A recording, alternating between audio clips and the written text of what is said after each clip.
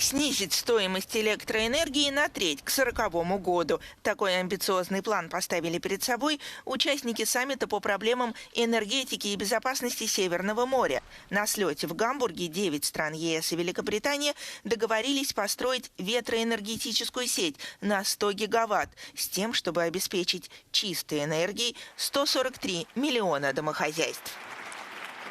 First and foremost, we need to produce more of our own energy. The good thing about wind, offshore wind, renewables as such, is that they are also cheaper.